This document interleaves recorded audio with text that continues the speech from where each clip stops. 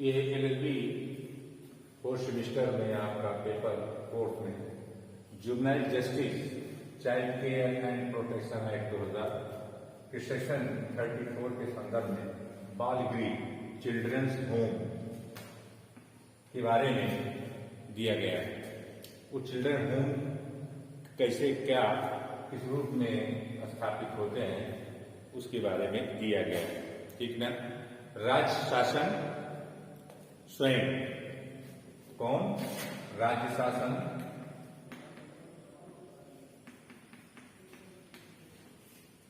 ठीक है ना। राज्य शासन स्वयं, दूसरा स्वयं सेवी संगठनों, स्वयं सेवी संगठन, ठीक ना, के सहयोग से राज्य सरकार स्वयं या स्वयंसेवी संगठनों के सहयोग से यथास्थित प्रत्येक जिले में या जिले के समूह के लिए किसी जांच के लंबित रहने के दौरान, जांच कब होगा? जांच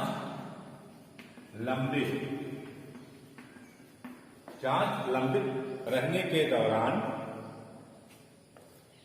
और उसके बाद पश्चातवर्ती कार्यों के लिए जो है वो किशोर बालक की देखरेख, सुरक्षा, संरक्षण में आवश्यकता में जो भी किशोर बालक हैं उनको अनुरक्षित करने के लिए ये बाल गृह आपका चिल्ड्रन होम्स की स्थापना की जाती है। ठीक ना। राष्ट्र शासन स्वयं या स्वयंसेवी संगठन के सहयोग से किसी जांच या लंबित के दौरान जो बालक जो है देखरेख और संरक्षण में युक्त बालक को उसको रखा जाएगा। ठीक ना। जांच के लंबित रहने के दौरान या उसके पश्चात, ठीक ना। कहाँ रखा जाएगा? बाल गृह की स्थापना की जाएगी, चिल्ड्रंस होम की स्थापना की जाएगी। ठीक है ना। ये राज्य सरकार बाल गृहों के प्रबंधन के लिए उनके मानकों के द्वारा उपलब्ध कराई जाने वाली सेवा की प्रकृति और परिस्थितियां जिनमें जिन में उसका कार्यवाही करना है, प्रमाणीकरण के संदर्भ में भी नियम रूल्स जो है वो फॉलो करेगी और नियम बना सकती है। जैसे स्वयंसेवी संगठन द्वारा जो है अगर बाल गृह या चिल्ड्रन होम स्थापित किया गया है तो राज्य सरकार उसके संदर्भ में नियम बना करके उनको जो है प्रमाणित कर सकती है। प्रमाणन के लिए जो है वो एक नियम और रूल्स बना सकती है। ठीक ना। और इसके बाद जो है आपका आता है सेक्शन 34 के बाद 35 सेक्शन ये है निरीक्षण। इन बाल गृह चिल्ड्रन होम्स के निरीक्षणों के लिए क्या होता है?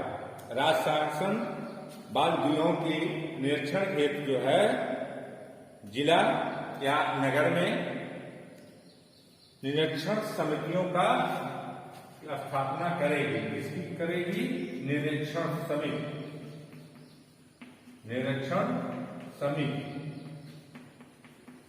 की स्थापना करेगी। ठीक ना। निरीक्षण समिति की जो है स्थापना की जाएगी। ठीक ना। और वो निरीक्षण समिति जो है वो चिल्ड्रन होम बाल गृहों का निरीक्षण करेगी और कितने पीरियड में करेगी और किनके द्वारा जो है वो निरीक्षण किया जाएगा, उसमें कौन कौन से लोग रखे जाएंगे। सामान्यतः उसमें चिकित्सा विशेषज्ञों को रखा जाता है, सामाजिक कार्यकर्ताओं को रखा जाता है और उनकी संख्या बना करके एक निरीक्षण समिति बनाई जाती है। अन्य सेक्शन आपका आता है वो आता है 36 ऑडिटिंग की। ठीक है ना। ये सोशल ऑडिटिंग के लिए क्या है? सेक्शन 36 क्या कहता है? ये सामाजिक संपरीक्षण, सामाजिक संपरीक्षण,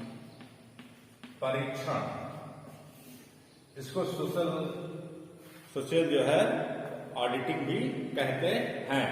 केंद्र शासन या राज्य सरकार जो है बाल गृहों की कार्य प्रणाली का जैसा शासन द्वारा निर्दिष्ट किया जाए ऐसी समय विधि के अंतर्गत ऐसे व्यक्ति और संस्था के माध्यम से जो है अनुश्रवण या मूल्यांकन करा सकेगी।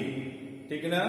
हाँ, तो उसका ये लिमिटेशन एक पीरियड होता है, उसके पीरियड के अंतर्गत जो है उसका जो है वो वैल्यूएट करेगी, वैल्यूएशन दिखेगी और इस तरह से जो है वो सच पीरियड में और वो व्यक्ति को निश्चित करेगी वो संस्था किसके द्वारा जो है निरीक्षण किया जाएगा। और तीसरा समय, ठीक है ना? उस सामाजिक संप्रेक्षण में व्यक्ति को नामित किया जाएगा, उस संस्था को नामित किया जाएगा और निर्धारित समय दिया जाएगा। इतने समय के अंतर्गत जो है आप उसको जो है आराम से और उसको तुरंत जो है आप वैल्यूएट करें मॉनिटरिंग के लिए और वैल्यूएशन के लिए। ठीक है ना? इवैल्यूएट और मॉनिटर करने के लिए वो नियुक्त किया जाता है। ठीक ना? ये आपको दूसरा सेक्शन आपका है 37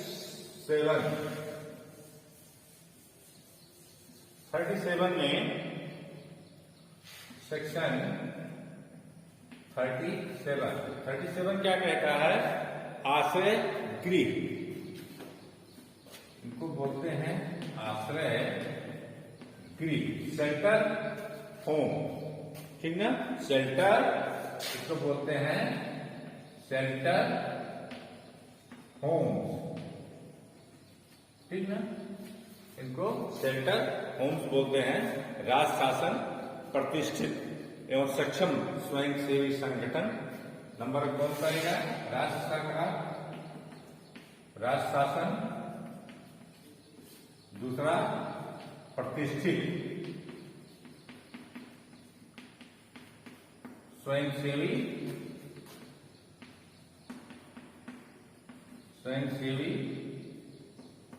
संगठन जो है वो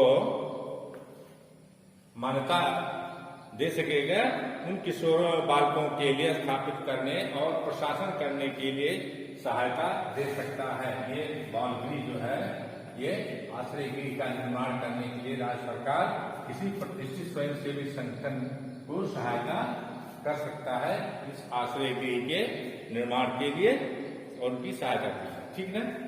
अब आश्रय गृह ऐसे बालकों को जिन्हें तुरंत संभालने की आवश्यकता होती है। आश्रय गृह कहाँ प्रयोग में लाए जाते हैं? जिस बालक को तुरंत जो है आश्रय दिया जाना आवश्यक है। ठीक ना? ऐसे गृहों के व्यक्तियों को लाया जाता है। ठीक ना? कोई भी किसी भी उम्र का अगर बालक है तो आश्रय गृह में रखा जा सकता है और उसको तुरंत जो है उसको सुरक्षा और संरक्षण दिया जाएगा। ठीक ना? जहां तक संभव हो आश्रय गृहों में ऐसी सुविधाएं होनी चाहिए जैसे कि नियमों द्वारा विहित की जाए। जिस उम्र का बच्चा है, जिस भी कैटेगरी का बच्चा है, जिस समस्याओं से ग्रस्त है, जो भी जैसी भी है, उन सब की व्यवस्था जो है आश्रय गृह में होती है। ठीक ना? अब बात आती है अंतरण। अंतरण जो है कैसे क्या किया जा सकता है? जैसे कोई बच्चा मिल गया, वो किसी भी क्षेत्र का, किसी भी उसके क्षेत्राधिकार का सेक्शन है 37। ठीक है ना? ये सेक्शन आपका 38। ये है अंतरण। ये जांच के दौरान ये पाया जाता है कि बालक समिति की अधिकारिता, बाल कल्याण समिति की बात हो रही है, बाल कल्याण समिति की अधिकारिता के बाहर किसी ऐसे स्थान का रहने वाला है तो उस समिति को उस बालक के निवास स्थान पर अधिकारिता रखने वाले बालक कल्याण समिति को सक्षम अधिकारी को अंतरण करने का आदेश देगी। ठीक ना। जो बाल कल्याण समिति है, अगर कोई बालक उसके पास लाया जाता है और कोई स्थानीय अधिकारी, जो स्थानीय अधिकारिता होती है, जुडिक्शन होता है, लोकल जुडिक्शन होता है, उसके बाहर का बच्चा है, तो बाल कल्याण समिति को ये पावर होती है कि उसको तुरंत जांच के दौरान जो है ये पता लगता है कि ये दूसरे जुडिक्शन का है, दूसरे बाल कल्याण समिति के जुडिक्शन का बच्चा है लोकल, तो उसको जो है वो आदेश के द्वारा जो है उस बच्चे को वहां ट्रांसफर कर देता है, अंतरण कर देता है। और इसके संदर्भ में जहां वो अंतरण किया जाता है, ये माना जाता है जैसे बच्चा वहीं ही प्रस्तुत हुआ हो, पहली बार ही उपस्थित हुआ हो, उसके जो है कार्यवाही सारी जो है पूरी की जाती है। ठीक ना। मूलतः दाखिल हो, ये माना जाता है जैसे वो वहां वो मूलतः दाखिल किया गया। ठीक ना। और राज्य शासन उस यात्रा भत्ता के लिए भुगतान के लिए दायित्वहीन होती है। ठीक है ना। अब बात आती है 39 सेक्शन 39 जुवेनाइल जस्टिस का। बालक संरक्षण और प्रत्यावर्तन भी किसी भी बालक गृह या आश्रय गृह का मुख्य उद्देश्य। मुख्य गृह क्या है? आश्रय गृह का या बालक गृह का मुख्य उद्देश्य क्या है कि बालक को संरक्षण और प्रत्यावर्तन, मतलब रेस्टोरेशन और प्रोटेक्शन। ठीक ना। क्या है? रेस्टोरेशन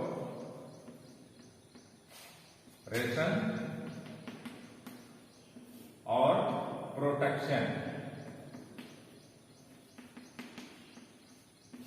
ये दो चीज हैं, दो महत्वपूर्ण हैं। कोई भी आश्रय गृह हो चाहे बाल गृह हो, जो भी गृह होगा उसमें रेस्टोरेशन और प्रोटेक्शन, इसका बच्चे का, चाइल्ड का,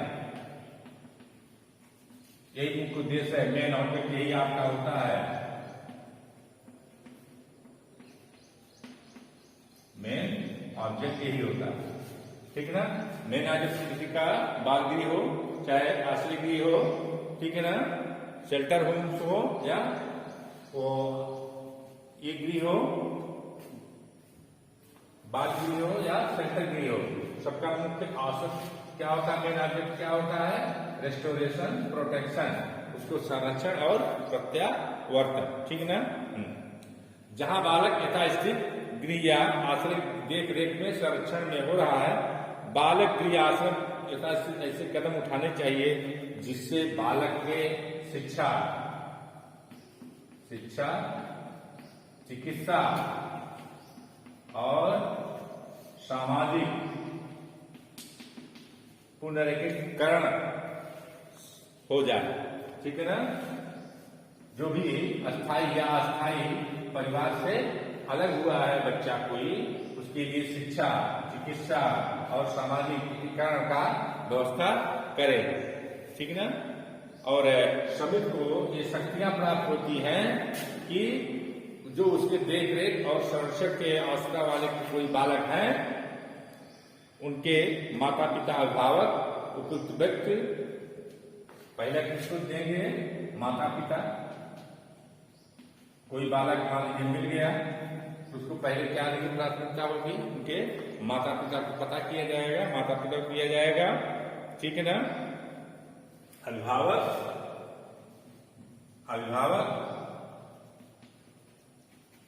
और दूसरा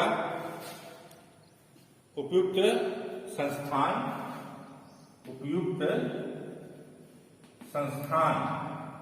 जो इस कार्य के लिए उपयुक्त इंस्टीट्यूशन है, उनको या उपयुक्त व्यक्ति को देने को निर्देश करने को आदेश कर दिया जाना चाहिए। ठीक है ना। इसका मतलब यह है कि सर्वप्रथम माता पिता, उसके बाद अभिभावक, उसके बाद जो है संस्थान या उपयुक्त व्यक्ति को जो है देने के लिए आदेशित किया जाता है। किसके द्वारा? बाल कल्याण समिति के द्वारा। तो बालक प्रत्यावर्तन से तात्पर्य है, इसका एक्सप्लेनेशन भी है, माता पिता, अंगीकृत माता पिता और पोषक माता पिता, ठीक ना? ये इसी में ये सब सारी चीजें आती हैं। तो नेक्स्ट अब आपका सेक्शन हम स्टार्ट करते हैं। नेक्स्ट सेक्शन है, अध्याय है, वो है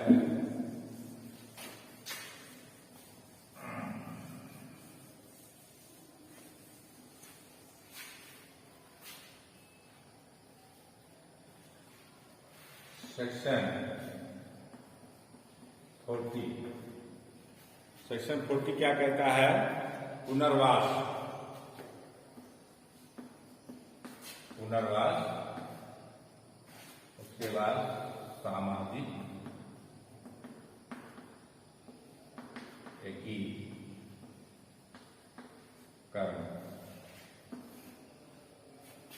पुनर्वास, ठीक है ना?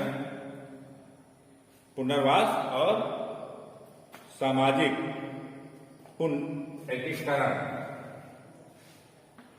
ठीक ना, की प्रक्रिया। बालक का पुनर्वास और सामाजिक पुनर्एकीकरण बालक के गृह या विशेष गृह में रुकने के दौरान शुरू हो जाना चाहिए। जैसे ही बालक गृह में या आश्रय गृह में बालक आता है तो उसके लिए पुनर्वास वाली प्रक्रिया और सामाजिक पुनर्एकीकरण दोनों प्रक्रिया तुरंत चालू हो जानी चाहिए, ठीक है ना? और उसका पोषण, दूसरा देख रेख, तीसरा चिकित्सा,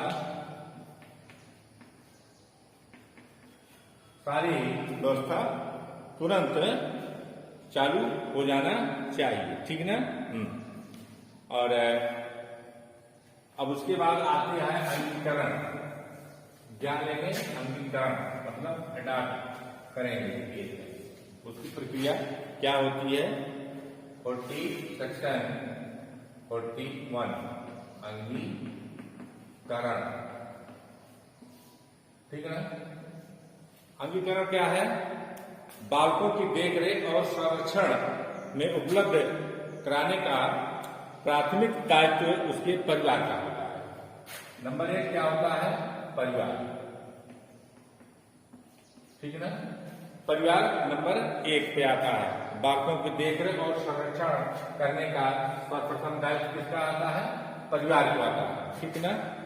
ऐसे बच्चों जो अनाथ, परित्यक्त, उपेक्षित, शोषित हों, उनके पुनर्वास के लिए संस्थागत या गैर संस्थागत प्रक्रियाओं के माध्यम से समागम कर अंगीकरण, गोद लेना किया जाना चाहिए। दूसरा, ये स्वयं सेवी संगठन, ठीक है ना? स्वयं सेवी संगठन, संस्थागत या गैर संस्थागत जो है के द्वारा उनको गोद लिया जाता है। क्या है? गोद लिया जाना चाहिए, ठीक ना? स्वयंसेवी संस्था द्वारा या संस्था द्वारा या गैर संस्थागत उन बच्चों को जो है वो गोद लिया जाना चाहिए। राज्य शासन द्वारा अंगीकरण, गोद लेने के लिए समय समय पर विभिन्न मार्गदर्शक सिद्धांतों के द्वारा, राज्य शासन के द्वारा जो है ये गोद लेने के लिए सिद्धांत का प्रतिपादन किया जाता है। किसके द्वारा किया जाता है?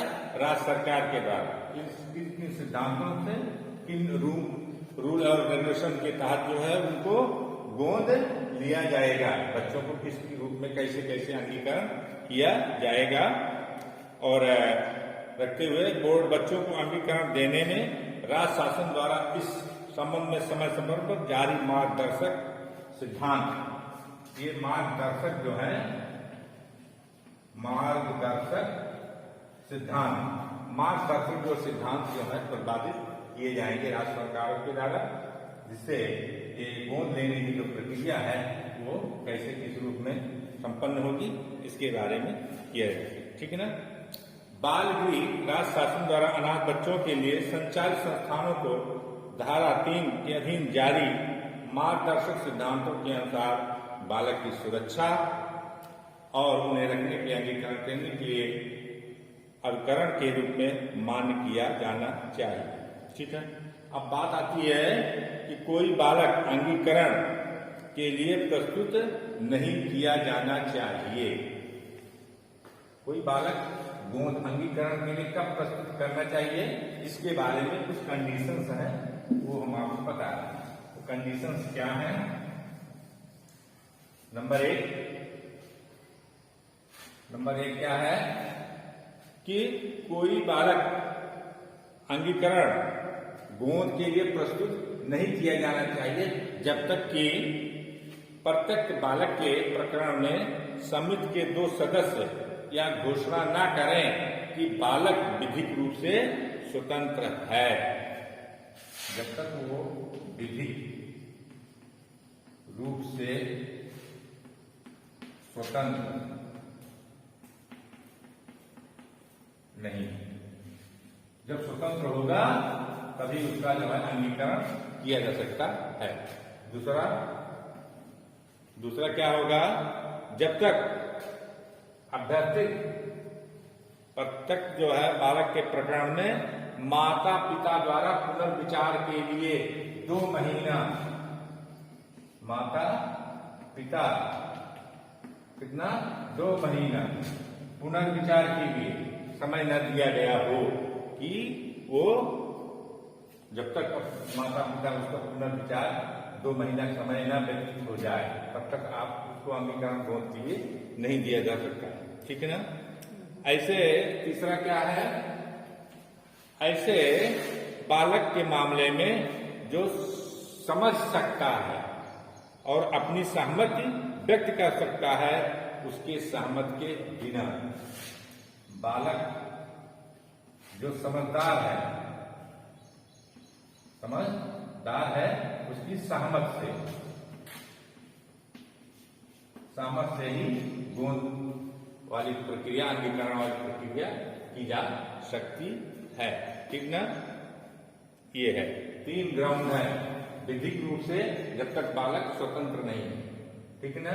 माता पिता को पुनर्विचार के लिए 2 महीने का समय दिया गया है। पुनर्विचार कर लें कि आप बालक का पोषण करेंगे, संरक्षण करेंगे, नहीं करेंगे। 2 महीने पुनर्विचार के लिए समय दिया था और 2 महीने जब व्यतीत हो जाता है तभी जो है वो अंगीकरण किया जाता है। या बालक अगर समझदार हो गया है तो उसकी सहमति आवश्यक है। ठीक ना। यस।